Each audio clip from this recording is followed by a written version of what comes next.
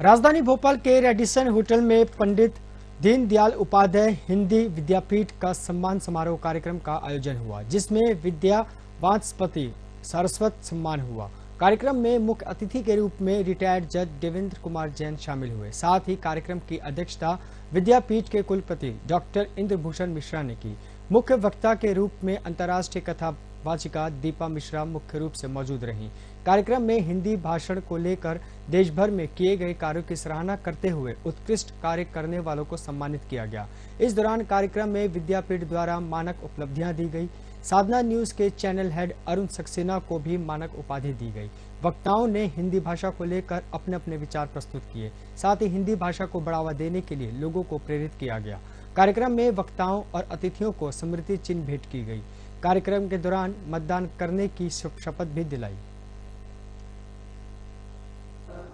उस भगवान की अनुकंपा की समीक्षा कीजिए। आपको मानव बना दिया और धर्म सम्मत बना दिया, तो धर्म सम्मत बना दिया। और उसमें भी चातुर्वर्णम मया सिस्टम गुण कर्म विभाग से करते करते बंटवारा करते करते आपको श्रेष्ठता प्रदान कर श्रेष्ठ प्रदान कर दिए कि आप जो है संस्कृत भारत से प्रतिष्ठित संस्कृति संस्कृत था। भारत हमारे राष्ट्र की दो ही चीज से प्रतिष्ठा है, एक भारतीय संस्कृति, एक संस्कृत भाषा। संस्कृत भाषा हिंदी भाषा की मां है, संस्कृत से ही हिंदी उत्पन्न हुई है। इसलिए जो है भारत से प्रतिष्ठित संस्कृति संस्कृत होता है। संस्कृत को निरंतर पढ़ते रहने से हिंदी का स्वयं बोध हो जाता है। यदा यदा ही पुरुषम शास्त्रम समधिगच्छति तथा तथा विजानाति विज्ञानम चातुर्विद्या। हाउ मेनी टाइम्स हम जब बार बार किसी के पास जाते हैं तो उससे हमारा लगाव बढ़ता है, अफेक्शन बढ़ता है।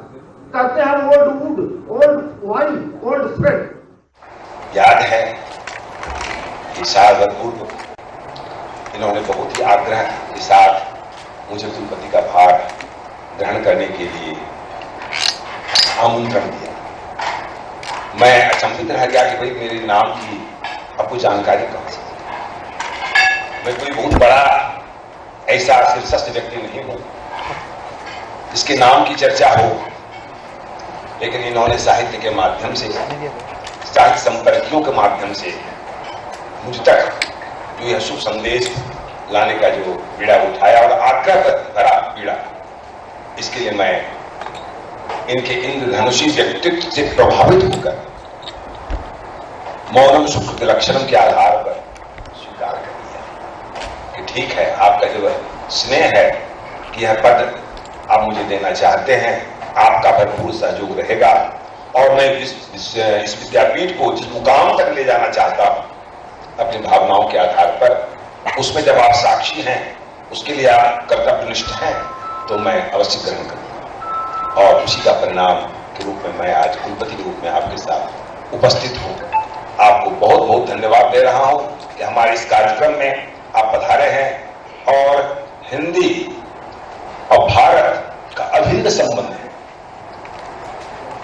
हिंदी की अस्मिता की रक्षा करना आपका दायित्व है। और हिंदी हमारी पहचान, जिस तरह संस्कृत हमारी पहचान थी, तो वर्तमान में आज हिंदी हमारी पहचान है। धरा जब जब विकल होती, मुसीबत का समय आता, किसी में रूप में कोई महामानव चलाता। तो मैं इस संस्था के निमित्त प्रदीप जी को एक महामानव ही समझता हूं, जो सबको जोड़ने का जो प्रयास इन्होंने किया है, जो इन्होंने जोड़ने का प्रयास किया है, इसके लिए मैं इन्हें बहुत बहुत साधुवाद देता हूं। छोटे भाई हैं, इनको बहुत बहुत आशीर्वाद भी मैं देता हूं, ताकि इनकी यह मनोकामना हिंदी के प्रति श्रद्धा निष्ठा है वो पूर्णतः पुष्पित और फलित हो, और हमारे हिंदी के जितने भी विद्वान हैं सम्मानित हों इस विद्यापीठ के माध्यम।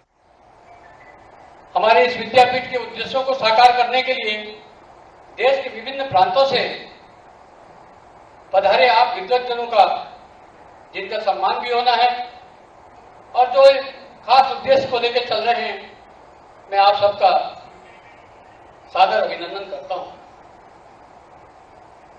विद्यापीठ के उद्देश्य हमारी परंपरा, हमारी संस्कृति निर्बाध गति से चले, भारत की सभ्यता, भारत की संस्कृति चतुर्दिक दिगंत में प्रसारित हो, हमारी भाषा हिंदी हम सब जानते हैं कि आजादी के समय सबसे बड़ी महत्वपूर्ण भूमिका हिंदी भाषा की रही।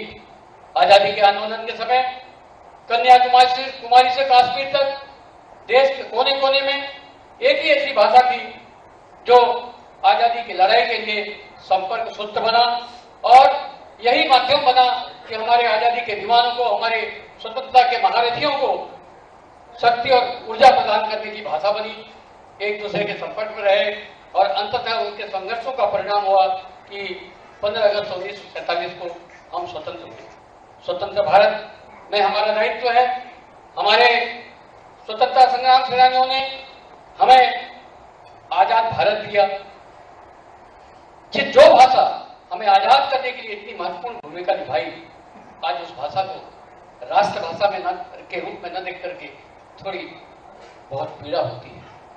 हमारा सब दायित्व है आजाद भारत के नागरिकों का, हम सबका, कि आइए हम हिंदी को वह सम्मान दें और शीघ्र ही राष्ट्रभाषा बने।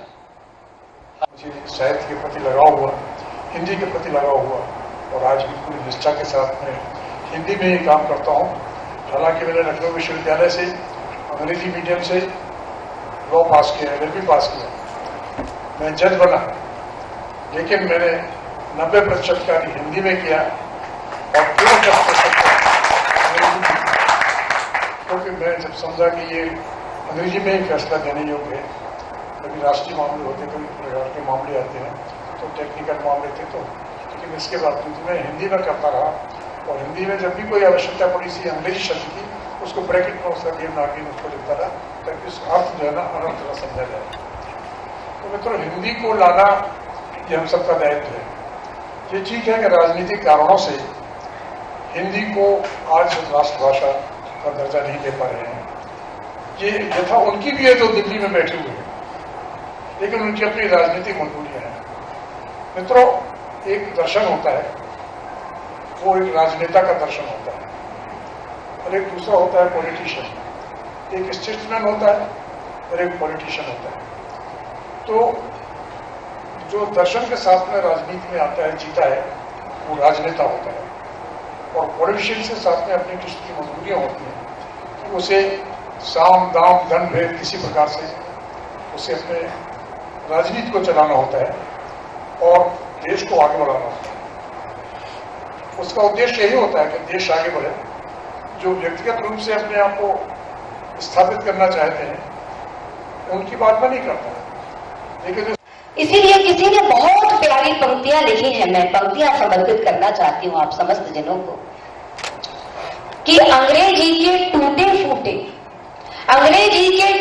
फूटे शब्द मधुर लगते हैं, साहित्य शब्द की भाषा तो अब तीर चुभन से लगते हैं, वेदों में तो किससे आज के इस युवा वर्ग की ये विचारधारा है, संकीर्ण विचारधारा के चलते हुए कहते हैं कि वेदों में तो किससे हैं, इतिहास उन्हें बस रहने दो, तुलसी ताली को मूक रखो और तुलसी ताली को मूक रखो, पुस्तकों में सिमटे रहने दो। अरे भारत माता का हृदय भी, मस्तक भी उस वक्त पीड़ा से झुक जाता है जब भारत माता का बच्चा हिंदी कहने से कतराता है। लेकिन मैं आपको बताना चाहती हूँ कि हिंदी क्या है, हमें जिस पर गौरव करना चाहिए और नतमस्तक होना चाहिए। क्या है ये हिंदी? तो बहुत सुंदर पंक्तियां लिखी है कि माथे का चंदन हिंदी है, माथे पर्यावरण हो, स्वास्थ्य हो, शिक्षा हो, ऐसे मल्टी टैलेंटेड पर्सनालिटी के द्वारा जब मुझे इस कार्यक्रम के बारे में जानकारी मिली कि इसमें शामिल होना है, तो मैं अपने आप को वैसे अनफिट मान रहा था, क्योंकि ये विद्या का एक मंच है जो विद्या के क्षेत्र से जुड़े हुए मूलधन विद्वान लोग हैं और मैं एक इंजीनियर हूँ।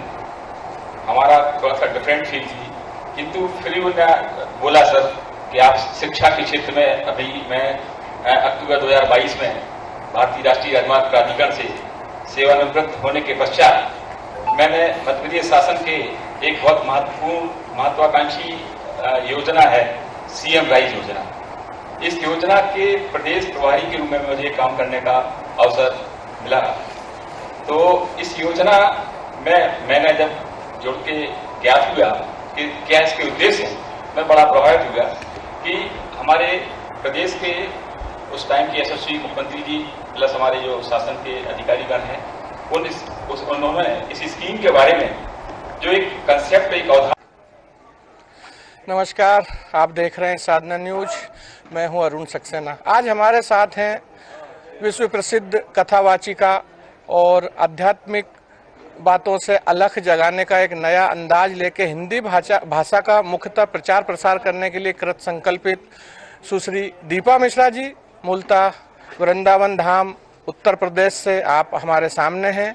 और किस तरह से जो है उन्होंने इतनी अल्पायु में वेद पाठी स्वीकार की, देश विदेश में जाकर अपनी विद्वत्ता के लोहा मनवाया और साथ में हिंदी भाषा के लिए जो अनुपम अभिनव प्रयोग कर रहे हैं, क्या कुछ नया कर रहे हैं, जानते हैं उन्हीं की ज़बानी। बहुत बहुत स्वागत है दीदी दीपा जी आपका साधना न्यूज में।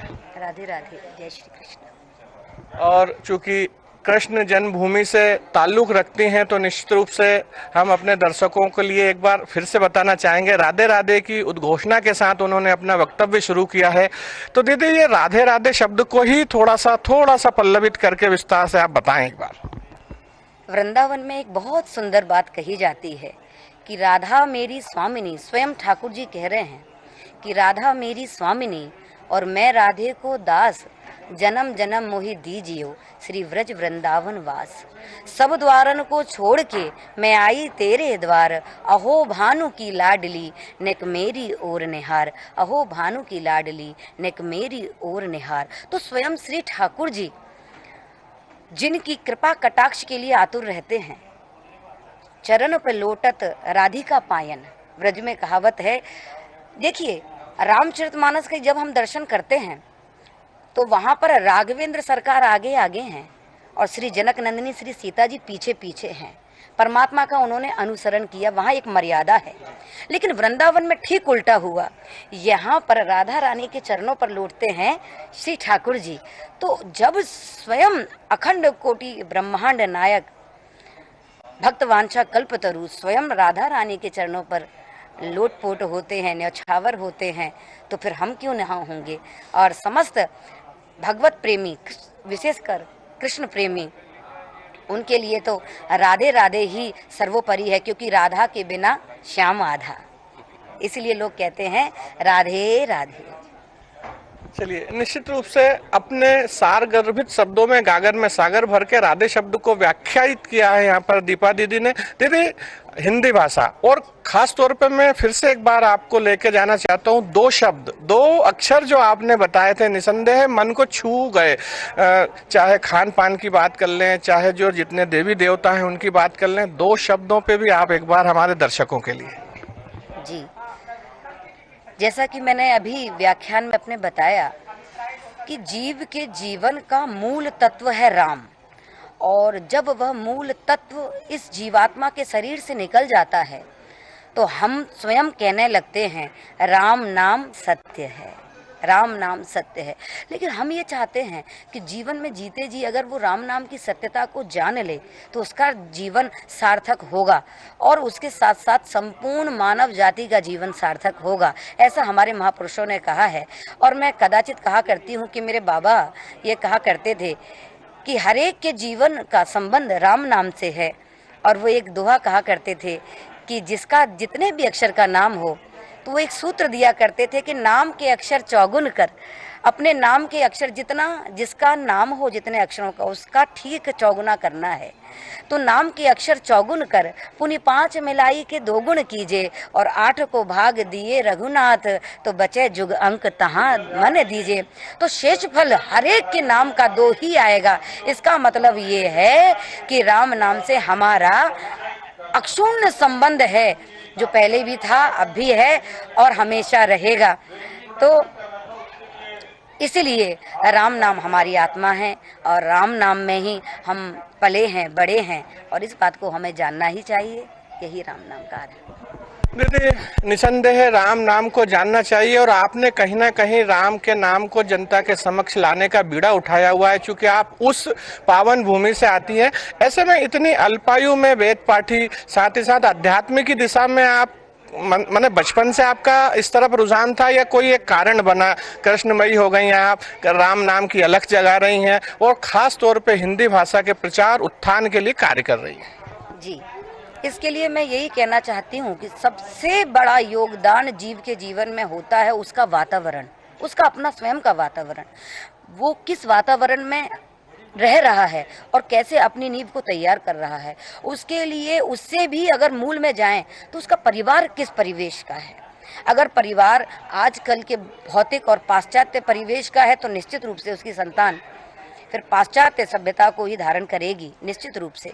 लेकिन यदि वो आध्यात्मिकता से जुड़ा हुआ है और सत्संग से जुड़ा है, महापुरुषों की संगति से जुड़ा है, अथवा संतों से, सद्गुरु से जुड़ा है, तो निश्चित रूप से उसके जीवन में आध्यात्म होगा। ऐसा ही मेरे जीवन में कुछ हुआ।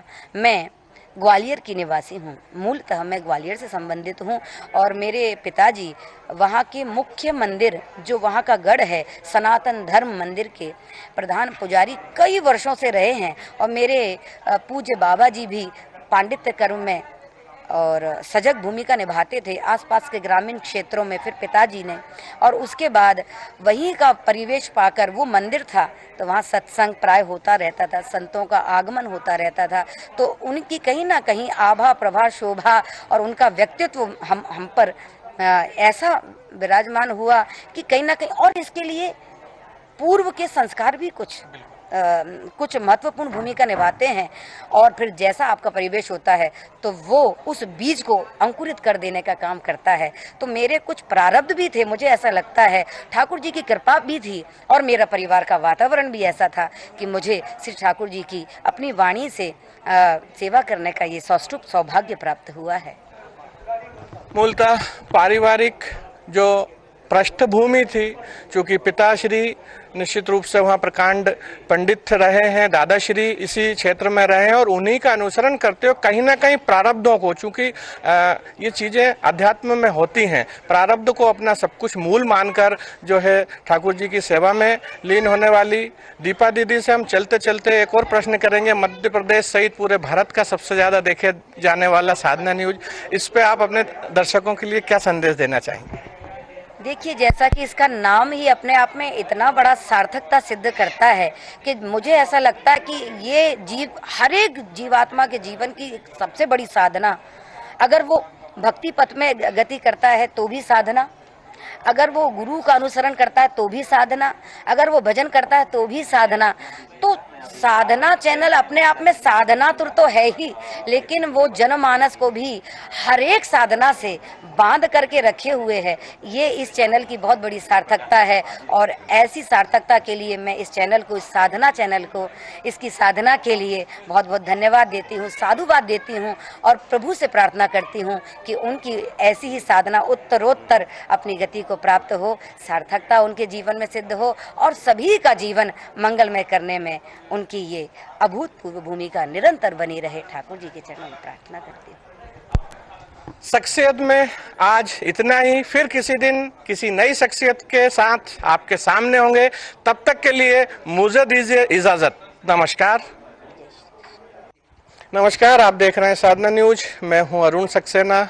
आज हमारे साथ हैं पूर्व जिला एवं सत्र न्यायाधीश देवेंद्र जैन साहब। आज भोपाल, राजधानी भोपाल के एक रंगारंग कार्यक्रम में, गरिमामय कार्यक्रम में, जिसमें पंडित दीनदयाल उपाध्याय हिंदी विद्यापीठ उत्तर प्रदेश द्वारा विद्या वाचस्पति सारस्वत सम्मान कुछ लोगों को दिए गए हैं, उसमें मुख्य अतिथि के तौर पर जैन साहब उपस्थित रहे हैं। क्यों हिंदी आवश्यक है और कैसे जुड़े, हम जानते हैं। हमारे साथ पूर्व जिला एवं सत्र न्यायाधीश देवेंद्र जैन साहब हैं, उन्हीं से बहुत बहुत स्वागत है जैन साहब साधना न्यूज में। धन्यवाद सर। कैसे लगा कि हिंदी को जो है उत्थान किया जाए और कैसे मन में प्रेरणा आई? चूंकि जज रहे हैं तो मैक्सिमम, अधिकतम जो है वहाँ जजमेंट होते हैं वो अंग्रेजी में दिए जाते हैं, फिर भी आपने क्लिष्ट भाषा हिंदी को चुना। देखिए, भाषा अभिव्यक्ति का माध्यम है जी। विचारों की अभिव्यक्ति भाषा से होती है भाषा की शुद्धता उसकी गरिमा को बढ़ाती है, भाषा की संप्रेषणीयता उसे बहुत दूर तक पहुंचाती है। तो हिंदी एक ऐसी भाषा है जो हम इसे मातृभाषा मान के चलते हैं क्योंकि हम हिंदी भाषी क्षेत्र से हैं, लेकिन हिंदी एक राष्ट्रभाषा के रूप में सम्मान प्राप्त करे ये हमारी सबकी इच्छा है और हमारा सबका संकल्प है। अभी हिंदी को केवल राजभाषा का दर्जा दिया गया है।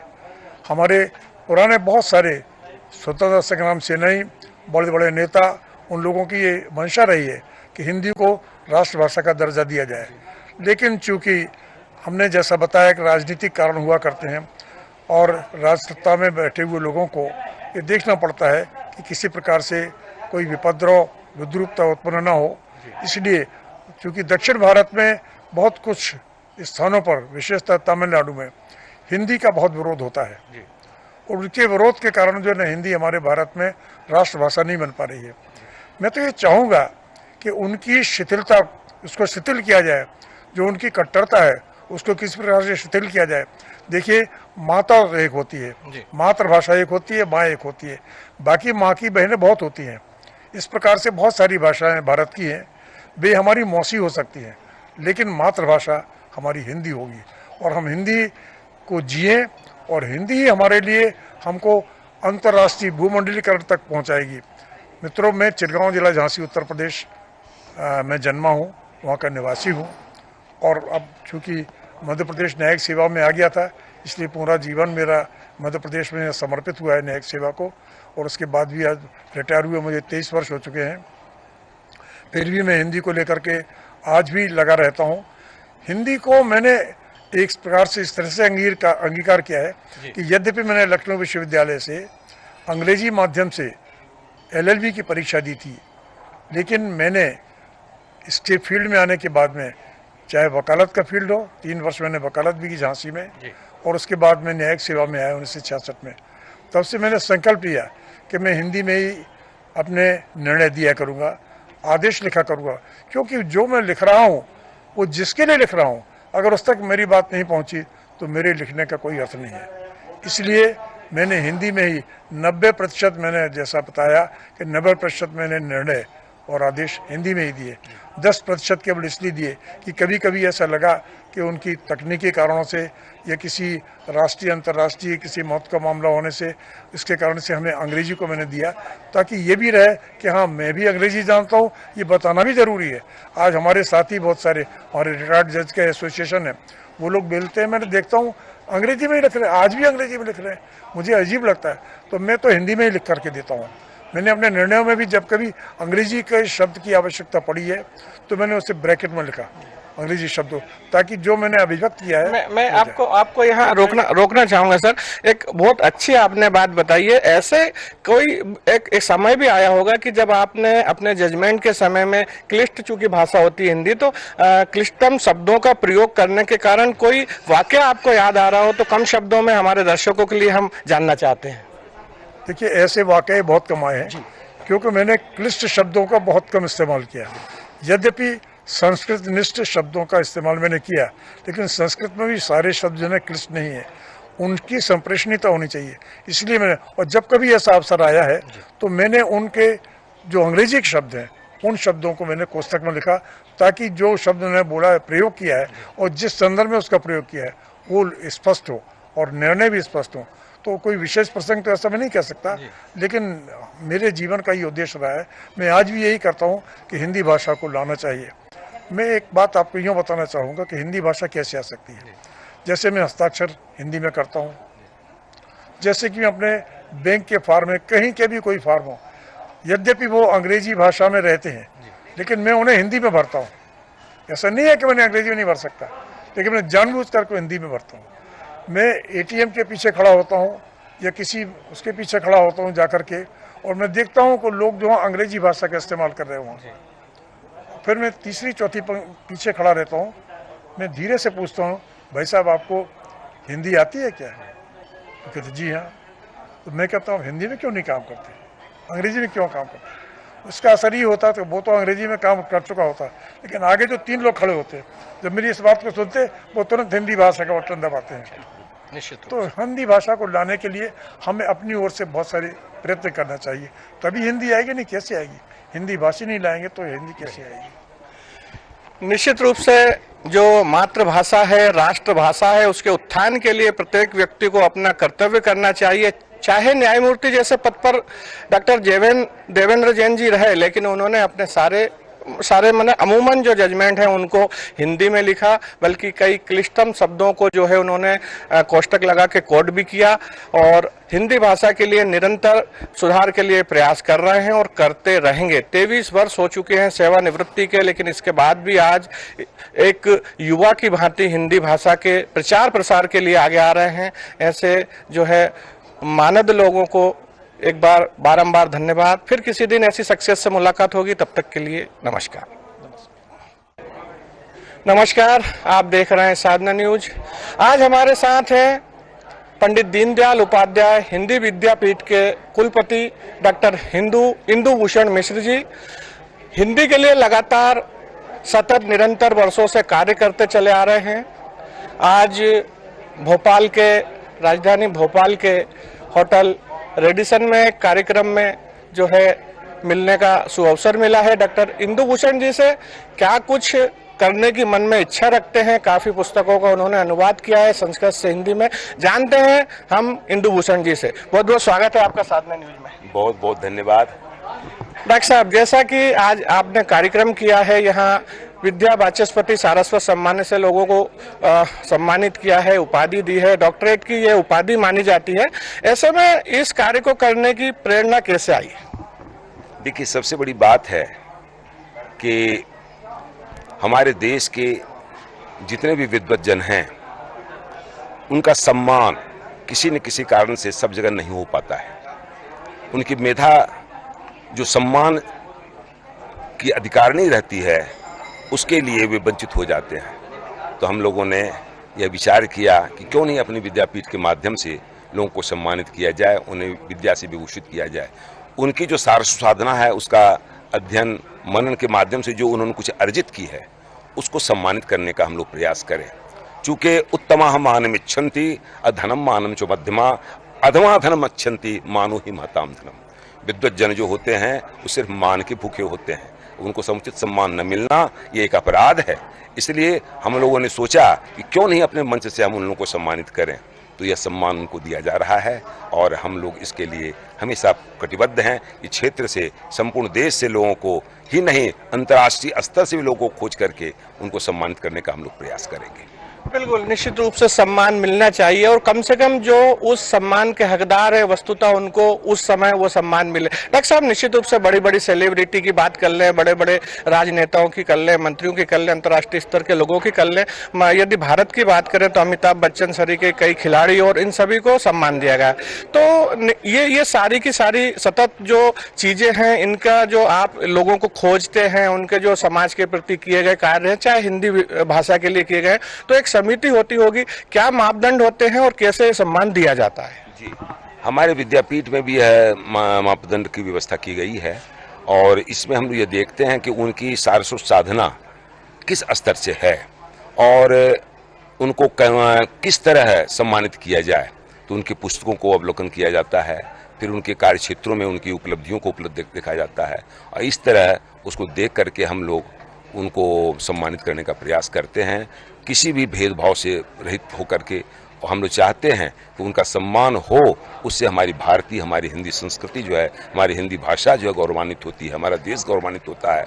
और एक विद्वान जो अपनी साधना से इस धरती को विभूषित कर रहा है, अपनी जो योग्यता से जो आलोकित कर रहा है, उसको अगर सम्मान न दिया जाए तो अच्छी बात नहीं होगी। इसलिए सबसे बड़ी मेधा जो है ये सर्वोपरि है और इसके लिए हम लोग प्रयत्नशील रहते हैं कि उनके कार्यों में कुछ ऐसा हो जो मानवों की मानवता को उद्वेलित करे, उनको संवर्धित करे, उनको जो है एक लोकमान्यता के आधार पर जो हमारी स्थिति आई है मानवों की, हम जो श्रेष्ठ कहलाए हैं, उसको सम्मानित करने का प्रयास हम लोग करते हैं। बिल्कुल, निश्चित रूप से जो मेधा है, जो वास्तविक सम्मान के हकदार हैं, उनको खोजें, उनको एक मंच पर लाके इकट्ठा करें, उनको सम्मानित करें। डॉक्टर साहब, एक बड़ी चीज और यहाँ आपके संबोधन में आई थी, 25 लगभग पुस्तकें जो संस्कृत से आपने हिंदी में अनुवाद की, तो एक नया अभिनव प्रयोग रहा है, और इसको कहाँ तक ले जाएंगे? अभी तो मैं लगा हुआ हूँ, और आप बहुत ही लोक विस्तृत पुस्तक रही है मार्कंडेय ऋषि जी की, दिव्या के नाम से हमने उसको निकाला है, श्री दुर्गा सप्तशती का। हमने पद्य अनुवाद समूचा पूजन विधि के साथ हमने किया है। उसी तरह बहुत सारी पुस्तकें हैं जो जनउपयोग में हैं, लेकिन उसको लोग समझते नहीं, बुझते नहीं, और इससे उसका जो महत्व घटता है। मैं देखता हूँ कि कथाओं के माध्यम में लोग सुनते तो हैं, लेकिन वह इधर उधर ध्यान भटका देते हैं, उसको समझते नहीं है। तो जब तक उनको ज्ञान नहीं होगा, लोग संस्कृत समझ करके इधर उधर भटक जाते हैं। इसलिए यह आवश्यक है, जब वो पढ़ करके स्वयं समझेंगे। जैसे रामचरितमानस में हुआ, वाल्मीकि जी ने लिखा, लेकिन लिखने के बाद जो लोग प्रसिद्धि हुई रामचरितमानस के माध्यम से, आज गांव का एक अनपढ़ किसान भी उसको कुछ न कुछ बोल लेता है। इसलिए हमने यह प्रयास किया है कि हर जगह उसको लोग कंठ पे समाहित करने का प्रयास किया जाए। हमारी संस्कृति जो है, हमारे जो शास्त्र हैं, वो लोक संस्कृति कंठ में आए। और हमने दुर्गा सप्तशती का अनुवाद किया है, श्रीमद् भागवत का अनुवाद किया है, हमने गीता का अनुवाद किया है। इस तरह हमने अपना प्रयास जारी रखा है। वेदों के मंत्रों का मैंने अनुवाद किया है। जहाँ तक मेरी बुद्धि प्रज्ञा जा रही है, जो परमात्मा हमसे करवा रहे हैं, यह तो उनका ही प्रसाद है, मेरा तो कुछ है नहीं।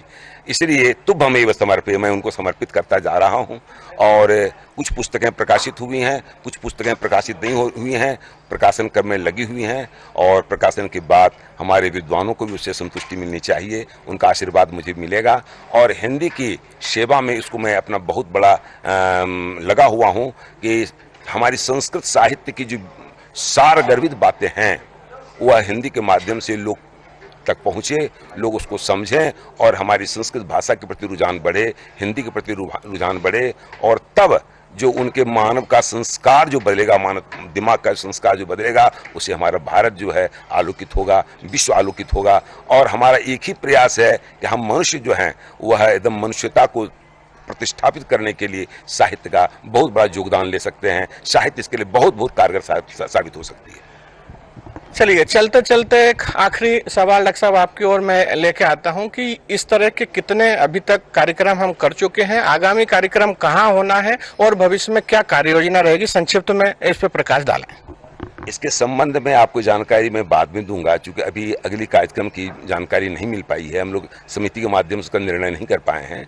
जब उसका निर्णय होगा तो फिर उसकी जानकारी दी जाएगी। ये साधना चैनल के माध्यम से जो हम लोग साहित्य की सेवा का साक्षात दर्शन कर रहे हैं, विद्वजनों का दर्शन कर रहे हैं, तो यह इसमें आप लोग जुड़िए और साधना चैनल के कार्य की सराहना कीजिए, और इसके हर विकास के लिए अपना योगदान देते रहिए, ताकि यह जो है आपके कार्यक्रमों को आगे बढ़ावे, आपकी साधना को उन्नत करे। और इसका जो उद्देश्य है कि साधना के प्रचार प्रसार में अपनी भूमिका इस चैनल के माध्यम से बढ़े, तो उसमें यह सार्थक सिद्ध हो सके। मैं इस साधना चैनल वालों को, आप लोगों को बहुत बहुत धन्यवाद देता हूं कि आपने बहुत बड़ा उठाया है भारतीय संस्कृति मर्यादा को बढ़ाने के लिए, हमारे सिद्धांतों को, हमारे लोक सनातन धर्म को आगे बढ़ाने के लिए, हिंदी के प्रचार प्रसार के लिए। इसके लिए आप लोग बहुत बहुत धन्यवाद के पात्र हैं। बहुत बहुत बधाई। तो ये थे डॉक्टर इंदुभूषण मिश्रा जी, कुलपति डॉक्टर पंडित दीनदयाल उपाध्याय विद्यापीठ उत्तर प्रदेश से।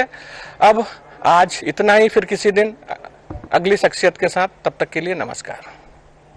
नमस्कार, आज हमारे साथ है डॉक्टर विश्वनाथ पाणिग्राही, और आप हिंदी भाषा के अलावा कहीं ना कहीं जो मतदाता जागरूकता प्रोग्राम है, स्वीप जिसे कहा जाता है, उसके लिए निरंतर कार्य कर रहे हैं। मध्य प्रदेश से अभी कुछ ही समय पहले अलग हुए प्रदेश छत्तीसगढ़ से मूलतः हैं डॉक्टर पाणिग्राही जी। हम उनसे जानते हैं कि किस तरह मतदाता जागरूकता अभियान चलाकर लोगों को मतदान करने के लिए प्रेरित करते हैं। जी नमस्कार, मैं डॉक्टर विश्वनाथ पाणिग्राही छत्तीसगढ़ के महासमुंद जिले से आया हूँ। महासमुंद जिले के मतदाता जागरूकता यानी स्वीप का मैं आइकान हूँ, और जब से मतदान की तिथि की घोषणा हुई है, तब से मैं हमारे माननीय कलेक्टर महोदय श्री प्रभात मलिक सर, स्वीप कमेटी के मार्गदर्शन में निरंतर प्रदेश में विभिन्न जिले में और प्रदेश में भी बहुत जगह में घूम घूम करके मतदान जागरूकता कर रहा हूँ। आज मुझे अवसर मिला पंडित दीनदयाल उपाध्याय हिंदी विद्यापीठ वृंदावन मथुरा धाम के इस कार्यक्रम में, भोपाल के इस पावन धरा में लोगों को जगाने का। आज के इस कार्यक्रम में देश के लगभग 10-12 प्रदेशों से यहाँ पर आए हुए हैं। एक लघु भारत का स्वरूप है और मैंने समझा कि यहाँ से दिया हुआ संदेश पूरे देश को जाएगा। और मैं बता दूँ आपको कि मेरा एक नवाचारी कार्यक्रम है।